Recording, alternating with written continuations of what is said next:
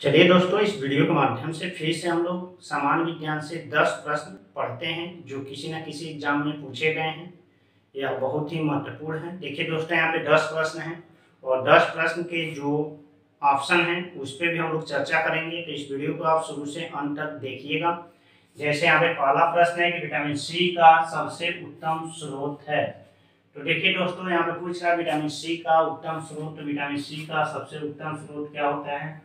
आंवला होता है। अगर विटामिन की बात करें दोस्तों, तो विटामिन की खोजकर्ता बार बार एग्जाम में पूछा जाता है। तो विटामिन के खोजकर्ता कौन थे? तो फाउंक नामक वैज्ञानिक थे, फाउंक। ठीक। अब सी का रासायनिक नाम पूछता है, तो सी का रासायनिक नाम एस्कॉर्बिक एसिड होता है। एस्कॉर्बिक एसिड यानी एस्कॉर्बिक अम्ल या अम्ल को इंग्लिश में एसिड बोलते हैं। अब इससे फिर से एक प्रश्न पूछता है विटामिन सी की कमी से अगर कमी हो जाए तो कौन सा रोग होता है? तो विटामिन सी की कमी से स्कर्वी रोग हो जाता है। स्कर्वी रोग विटामिन सी की कमी से होता है। अब देखिए दोस्तों, यहाँ पे सेव दिया है, तो सेव में अगर पूछा जाए कि कौन सी एसिड पाई जाती है, तो सेव में पाया जाता है मैलिक एसिड। क्या पाया जाता है? मैलिक एसिड पाया जाता है। सेव में मैलिक एसिड पाया जाता है। और फिर से दूध दिया है दोस्तों, तो दूध में लैक्टिक एसिड पाई जाती है। कौन सी एसिड पाई जाती है? लैक्टिक एसिड पाई जाती है। और दूध की शुद्धता की माप, अगर इसकी शुद्धता की माप करनी होती है दूध की, तो दूध की शुद्धता की माप हम किससे करते हैं? तो दूध की शुद्धता की माप हम करते हैं लैक्टोमीटर से। कैसे करते हैं? लैक्टोमीटर से करते हैं। ये था दोस्तों पहले प्रश्न पे। इतने प्रश्न हम लोग जान लिए कि विटामिन की खोज कौन किए थे, फाउंड किए थे। विटामिन सी का नाम क्या है? तो स्कॉर्बिक एसिड होता है। इसी कमी से स्कर्वी रोग हो जाता है। सेव में मैलिक एसिड पाया जाता है, दूध में लैक्टिक एसिड पाया जाता है और दूध की शुद्धता लैक्टोमीटर से मापी जाती है। अब देखते हैं दूसरा प्रश्न। तो दूसरा प्रश्न है दोस्तों कि हृदय की धड़कन नियंत्रित करने के लिए निम्न में से कौन सा खनिज आवश्यक है? यहाँ पे देखिए दोस्तों, पूछ रहा है कि हृदय की जो धड़कन होती है उसको नियंत्रित करने के लिए इसमें से कौन सा तत्व या खनिज प्रयोग में लाया जाता है, उपयोग किया जाता है? तो ये होता है पोटेशियम। पोटेशियम को हम के से डिनोट करते हैं। किससे डिनोट करते हैं? पोटेशियम एक तत्व है और इसको हम के से प्रदर्शित करते हैं। जबकि गंधक को हम लोग क्या बोलते हैं दोस्तों? तो सल्फर इसको बोलते हैं। क्या बोलते हैं? सल्फर। और सल्फर को हम एस से डिनोट करते हैं, एस से प्रदर्शित करते हैं। और सोडियम है तो सोडियम को हम Na से प्रदर्शित करते हैं। यहाँ पे देखिए दोस्तों, लोहा है। लोहा दिख नहीं रहा होगा लेकिन देख लीजिए, लोहा यहाँ पे थोड़ा प्रकाश आ रहा होगा तो इसको Fe से डिनोट करते हैं। Fe से डिनोट करते हैं। कभी कभी एग्जाम में इसके संकेत भी पूछ लिए जाते हैं। अगला प्रश्न है दोस्तों कि साबुन के अंदर के दाब वायुमंडलीय दाब के क्या होता है? जो साबुन के अंदर का दाब होता है वो वायुमंडलीय दाब से क्या होता है? अधिक होता है। वायुमंडलीय दाब से क्या होता है?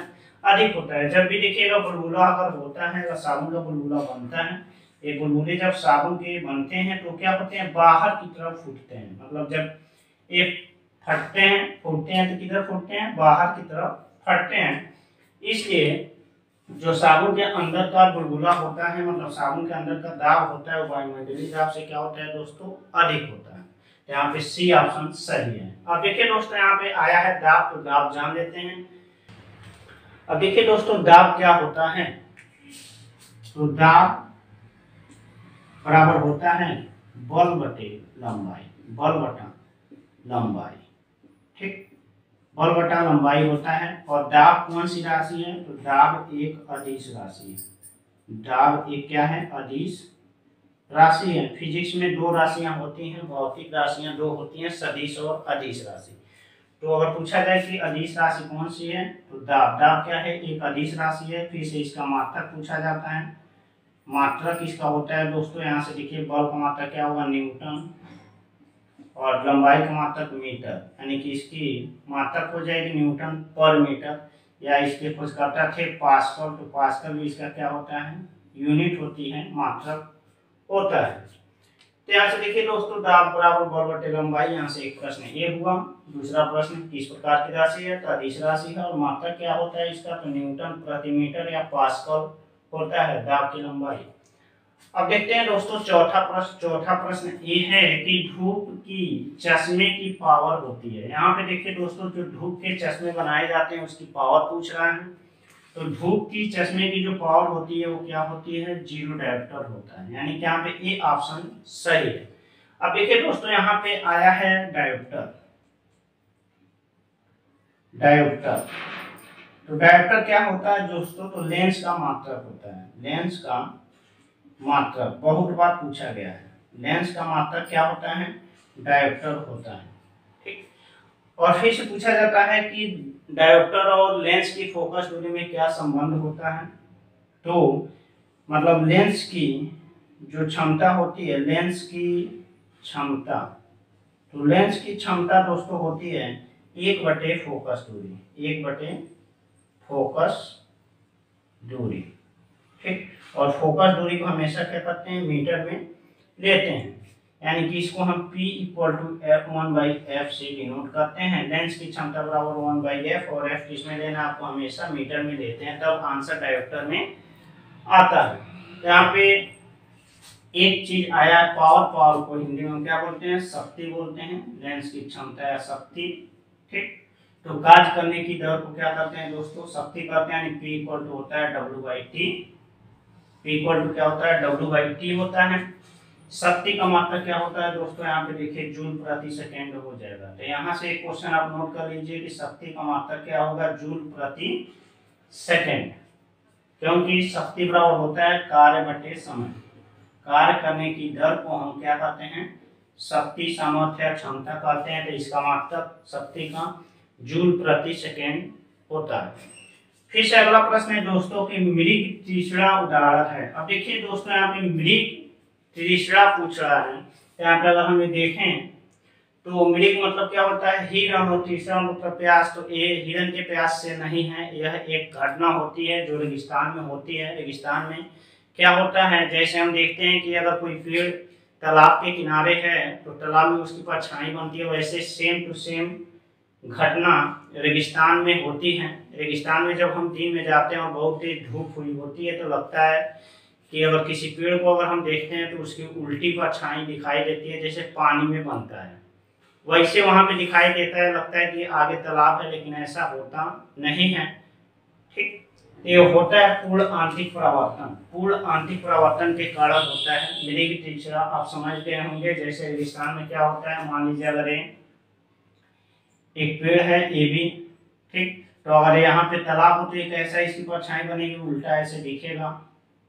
ठीक, उल्टा ऐसे क्या होगा, दिखेगा। फिर ऐसे सेम टू सेम घटना रेगिस्तान में होती है। यहाँ पे तालाब रेगिस्तान में नहीं होता है, बालू होता है और तेज धूप हुई होती है। तो पूर्ण आंतरिक परावर्तन के कारण इस पेड़ की उल्टी परछाई वहां पे दिखाई देती है, मतलब वहां पे इमेज बनता है इस पेड़ का। इसी को हम बोलते हैं मृग तीसरा। और किस प्रकार की घटना है, तो पूर्ण आंतरिक परावर्तन है। पूर्ण आंतरिक परावर्तन होता है, मतलब ये होता है। अब पूर्ण आंतरिक परावर्तन की बात करें तो सबसे पहले हम समझते हैं कि परावर्तन।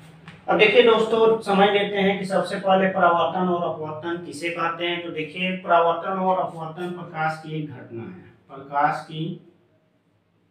प्रकाश की घटना है। अपवर्तन और परावर्तन, ठीक, और एक होता है विवर्तन। ठीक, यहाँ पे अपवर्तन और परावर्तन की हम बात कर रहे हैं। तो देखिए दोस्तों, अपवर्तन क्या होता है, तो जब कोई प्रकाश की किरण एक माध्यम से दूसरे माध्यम में चली जाती है, मतलब एक माध्यम से क्या होगी, दूसरे माध्यम में चली जाती है और अपने अभिलंब से थोड़ा सा विचलित हो जाती है। अभिलंब से, देखिए यहाँ पे प्रकाश की किरण आई और यहाँ पे मान लीजिए कोई माध्यम है, जैसे मान लीजिए यहाँ हवा है, यहाँ पे पानी है और यहाँ पे कांच है। तो पानी से होकर कांच में चली गई, चाहे मान लीजिए यहाँ पे कांच था, कांच, और यहाँ पे पानी है। तो हवा से जब पानी में जा रही है तो इसी को बोलते हैं अपवर्तन। और ये अपने मतलब अपने रास्ते से थोड़ा सा क्या करती है, भटक जाती है। परावर्तन क्या होता है? तो परावर्तन जब प्रकाश की किरणें किसी तल या समतल से टकराकर अपने ही माध्यम में वापस लौट जाती है, इसी को क्या करते हैं दोस्तों? परावर्तन करते हैं। जब ये 90 अंश पे गिरता है तो 90 अंश पे क्या होता है? परावर्तित होता है, इसी को पूर्ण आंतरिक परावर्तन कहते हैं। और विवर्तन क्या होता है दोस्तों? तो जब कोई प्रकाश की किरण किसी कोने पे टकराकर ये क्या होती है? छितरा जाती है। कई क्षेत्रों में, कई भागों में क्या होती है? छितरा जाती है चारों तरफ, इसी को हम विवर्तन बोलते हैं। विवर्तन क्या होता है? तो जब मतलब मान लीजिए अगर प्रकाश की किरण अगर मान लीजिए यहाँ पे टकराती है और टकरा के जैसे देखते होंगे चारों दिशाओं में फैल जाती है, इसी को हम विवर्तन कहते हैं। और जब परावर्तन जैसे शीशा जो मिरर होता है, दर्पण होता है, उसमें हम परावर्तन के माध्यम से ही अपना चेहरा उसमें देख पाते हैं। ठीक, तो उसमें परावर्तन के माध्यम से, क्योंकि जब प्रकाश की किरणें मिरर को पड़ती है तो वापस अपनी दिशा में वापस लौट जाती है, इसीलिए हमारा चेहरा वहाँ पे दिखाई देता है। यहाँ पे एक वीडियो इसके लिए बनाएंगे अपवर्तन, परावर्तन और विवर्तन पर आधारित। यहाँ पे बस इसको बेसिक से समझिए। अगला प्रश्न है दोस्तों कि खतरे के संकेतों के लिए लाल प्रकाश का प्रयोग क्यों किया जाता है? देखिए दोस्तों, अगला प्रश्न है कि खतरे के संकेतों के लिए लाल प्रकाश का प्रयोग किया जाता है। जब भी हम कहीं जाते हैं ट्रैफिक लाइट में, जब हमको स्टॉप करना होता है तो क्या वो कौन सा कलर दिखाता है? रेड कलर दिखाता है। या खतरे की निशान हमेशा रेड कलर से बनाई जाती है। क्यों बनाई जाती है? इसके पीछे रीजन क्या होता है? तो देखिए दोस्तों, हम जानते हैं कि जो प्रकाश की किरण होती है वो 7 रंगों से मिलकर बनी होती है। ठीक, VIB GYOR, ठीक, यानी कि वायलेट, इंडिगो, इसका वायलेट होता है, वायलेट, इंडिगो यानी कि आसमानी, इंडिगो, ब्लू यानी कि नीला, ग्रीन यानी कि हरा, येलो यानी कि पीला, येलो यानी कि पीला, ऑरेंज यानी कि संतरा कलर जो होता है, और रेड यानी कि लाल। ये 7 रंग से प्रकाश मिलकर बनी होती है। तो यहाँ पे लाल रंग का प्रयोग इसलिए करते हैं दोस्तों कि इसकी जो होती है तरंगदैर्घ्य सबसे अधिक होती है। इस 7 रंग में सबसे क्या होती है? अधिक होती है। ठीक, इसीलिए हम लाल कलर का प्रयोग करते हैं। और एक कम क्या होता है? जब तरंगदैर्घ्य जिसकी लंबाई जिस तरंग की सबसे अधिक होगी वो क्या होगा? कम छितराएगा, इसीलिए रेड कलर का प्रयोग हम खतरे के निशान के लिए करते हैं। तो यहाँ से एक प्रश्न नोट कर लीजिए, प्रकाश 7 रंगों से मिलकर बनी हुई है, VIB GOYR, और ये रेड कलर की तरंगदैर्घ्य क्या होती है? सबसे अधिक होती है, इसलिए इसका प्रयोग हम खतरे के निशान में करते हैं। फिर से दिया है दोस्तों कि साइनोकोबालामीन किसका रासायनिक नाम है? साइनोकोबालामीन विटामिन B12 का रासायनिक नाम होता है। साइनोकोबालामीन विटामिन B12 का रासायनिक नाम होता है और इसमें क्या पाया जाता है? कोबाल्ट पाया जाता है। कोबाल्ट एक तत्व होता है जो B12 में पाई जाती है। फिर से अगला प्रश्न है दोस्तों कि हरे फलों को पकाने के लिए कौन सा रसायन प्रयोग किया जाता है? तो देखिए दोस्तों, जो हरे फल होते हैं, हरे फल जो होते हैं उनको पकाने के लिए, हरे फलों को पकाने के लिए एथिलीन का प्रयोग किया जाता है।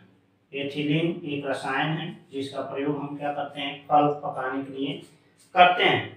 लेकिन अगर इसे हम अगर पेड़ पे भी ये पक जाता है तो पेड़ में भी एथिलीन पाई जाती है, लेकिन वहाँ पे एक हार्मोन की तरह एक होता है, पादप हार्मोन है। क्या है? पादप हार्मोन है जो फल को क्या कर देता है? पकाता है। यह पादप हार्मोन होता है जो फल को पकाता है। और एक रसायन भी होता है जिसका हम यूज करके कृत्रिम रूप से हरे फलों को पकाते हैं।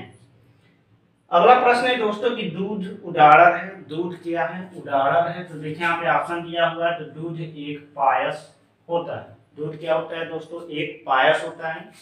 तो दूध एक पायस होता है, तो पायस मतलब होता है दोस्तों द्रव स्नेही। द्रव पायस मतलब होता है द्रव स्नेही, मतलब जो द्रव में आसानी से घुल जाए। ठीक, अब यहाँ पे आया दोस्तों मतलब द्रव स्नेही क्या होते हैं? मतलब जो कोलाइडिक विलयन में आसानी से भूल जाते हैं, कोलाइडिक के लिए एक चैप्टर मतलब एक वीडियो बना के लेके आएंगे। लेकिन यहाँ पर बस समझिए कि दूध क्या है, पायस है, यानी कि यहाँ पे सी ऑप्शन सही है। फिर मतलब झाग होता है दोस्तों, हिंदी में इसे झाग हम बोलते हैं। ठीक, अब देखिए इस वीडियो का लास्ट प्रश्न है कि खाद्य पदार्थों को परिरक्षण हेतु निम्नलिखित में से कौन प्रयुक्त होता है। बहुत ही महत्वपूर्ण प्रश्न है, बहुत बार पूछा गया है। यहाँ पे पूछ रहे हैं खाद्य पदार्थ का परिरक्षण मतलब उसको बचाने के लिए किसमें रखा जाता है, तो रखा जाता है बेंजोइक अम्ल में, बेंजोइक अम्ल में रखा जाता है। यहाँ पे देखिए दोस्तों एक आया है सोडियम क्लोराइड, सोडियम क्लोराइड का फार्मूला NaCl होता है, जिसे हम साधारण नमक बोलते हैं, साधारण नमक। ठीक, साधारण नमक बोलते हैं। और यहाँ पे आया सोडियम कार्बोनेट, तो सोडियम कार्बोनेट को हम Na2CO3 इसका फार्मूला होता है, और इसको हम बोलते हैं धावक सोडा, धावक सोडा का फार्मूला यानी धोने वाला सोडा, यानी कि वॉशिंग सोडा, वॉशिंग सोडा। ठीक, और देखिए दोस्तों अगर ये आपको वीडियो पसंद है तो इस चैनल को सब्सक्राइब कर दीजिए और अधिक से अधिक शेयर कीजिए। धन्यवाद दोस्तों।